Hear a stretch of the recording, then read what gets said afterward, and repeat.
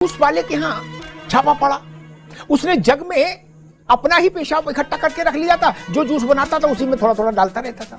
ये कौन सी मानसिकता है? ये कैसी मानसिकता है? कभी भी कोई भी किसी के पेशाब वाला जूस क्यों पिएगा, पीना चाहेगा? थूक वाला खाना क्यों खाए? क्या चाहते क्या है भाई? क्या इसी से जन्नत मिलेगी? कड़वा कड़वा जो है, थू थू, मीठा मीठा, गप गप, बूचड़ खाने पूरे हिंदुओं के हैं, उनके नाम लिखना चाहिए और लिख करके बताना चाहिए। चिकन मटन में सबसे ज्यादा 80% खाने वाले आप ही के समुदाय के लोग हैं। देश में मांस का कारखाना है, इसलिए हम अपनी पेशाब आपकी रोटी में डालेंगे। अरे कैसे तर्क हो गया भाई? कैसे डालेंगे? बोले आप मुर्गा खाते हो तो हमारा पेशाब भी पियो, गजब बात है। बोले वो फलाने का होटल है, वहां फलाना मांस मिलता है, अच्छा जी, तो बोले हमारी थूक वाली चाय नहीं पी सकते हो, गजब बात है। कैसा तर्क आ रहा है? जो मांस खाता है वो पेशाब भी पिएगा, ये तर्क देने की कोशिश हो रही है कि मांस खा सकते हो, पेशाब नहीं पी सकते हो। आप कह रहे हो योगी बवाली है, मतलब थूक और पेशाब जारी रहने दे खाने में तो योगी अच्छे हैं, रोक लगा दे तो बवाली है। पर इस देश में पेशाब मिला जूस पीने से भाईचारा बना रहेगा तो मुझे भाईचारा मंजूर नहीं।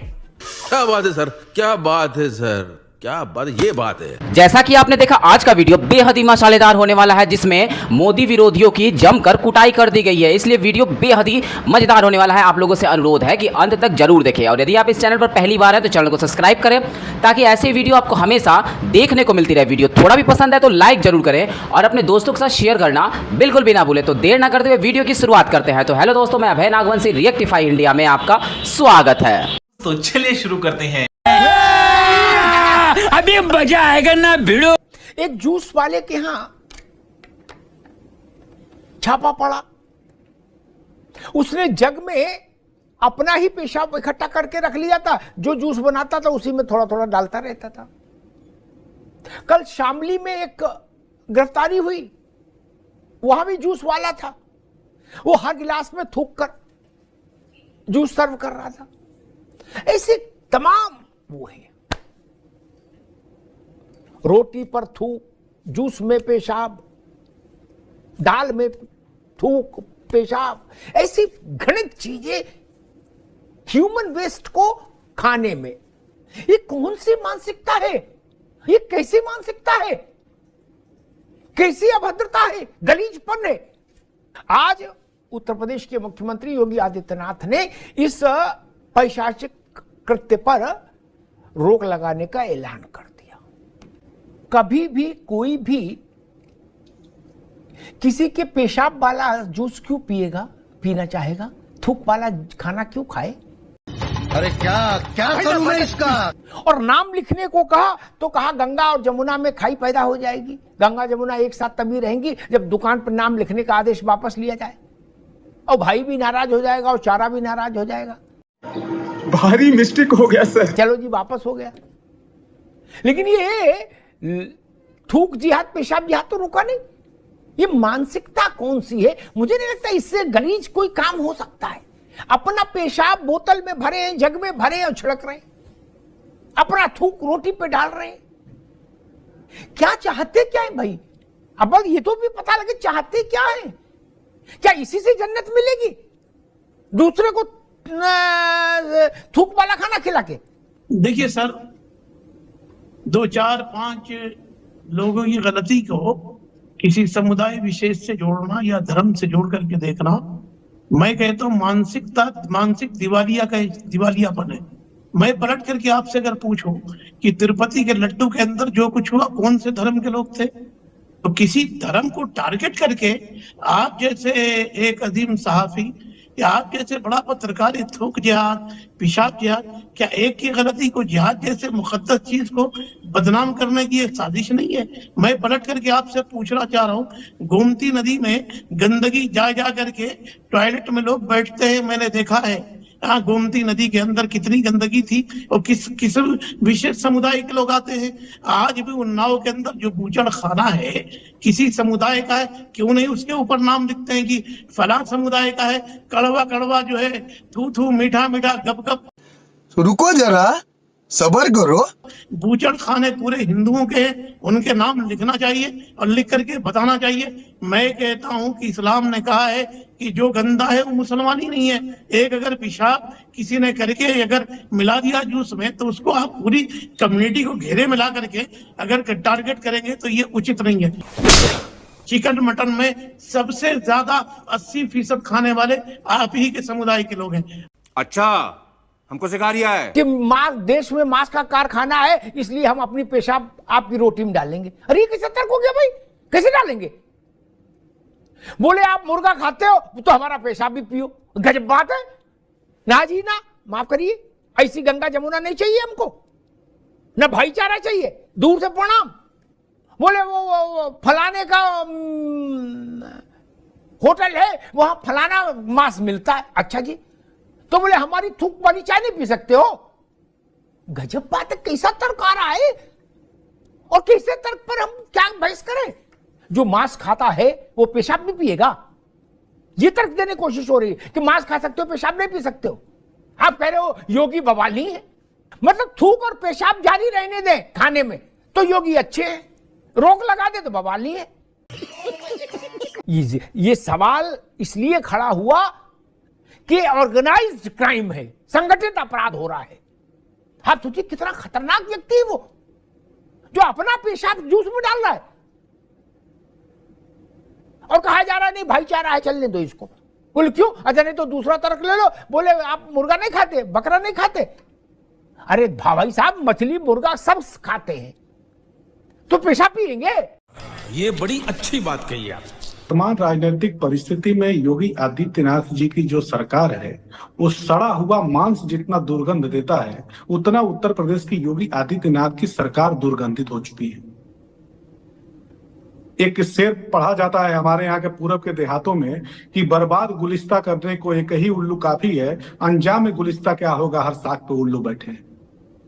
2014 में भारत के प्रधानमंत्री नरेंद्र मोदी जी जब सत्ता को संभालते हैं तो हमारी गंगा की सफाई का अभियान बहुत जोरों शोरों से ऊंचाइयों पर पहुंचाने की कोशिश की जाती है। उमा भारती जी को मंत्रालय सौंपा जाता है, नमामि गंगे जैसी परियोजना का नाम दिया जाता है। 1,10,000 करोड़ रुपए उत्तर प्रदेश में लूट लिया गया गंगा की सफाई के नाम पर। जिस मां गंगा की सफाई के नाम पर 1,10,000 करोड़ रुपए उत्तर प्रदेश में लूटे गए, जिन कंपनियों को आपने काम दिया, क्या हमारी मां गंगा अविरल हो चुकी है? क्या हमारी मां गंगा साफ हो चुकी है? जिस मां गंगा की गोद में सड़े हुए जानवर बहते दिखाई देते हैं। योगी आदित्यनाथ तो बहुत ही संत परंपरा से आते हैं, कहते हैं कि हम तो नाथ संप्रदाय के हैं, एक अलग तरह का आभा मंडल है उनका।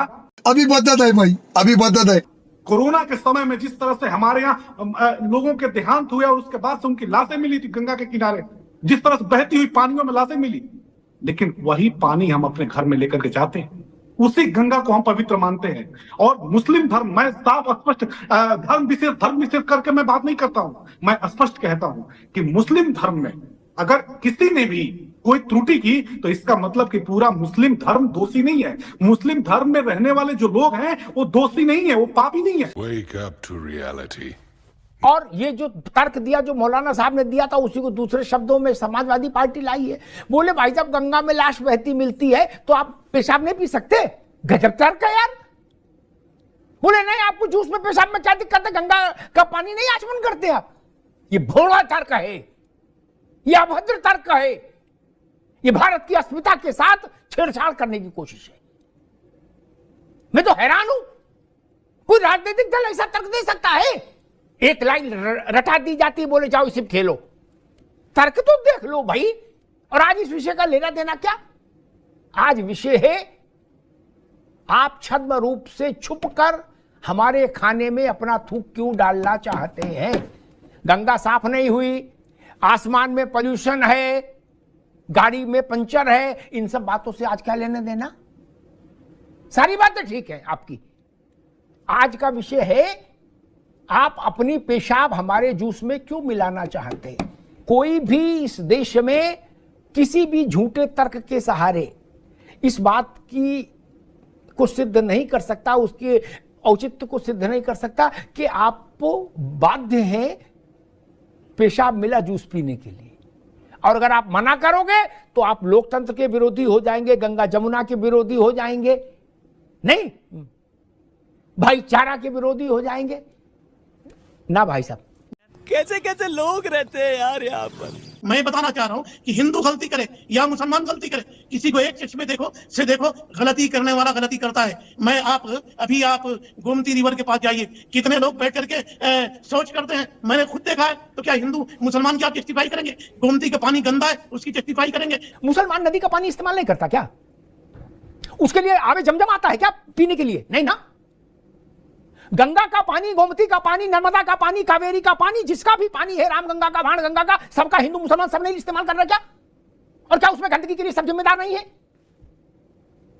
लेकिन दाल मखनी में थूक का तड़का लगाने के लिए सब जिम्मेदार नहीं है। लेकिन जूस में पेशाब मिलाने के लिए सब जिम्मेदार नहीं है।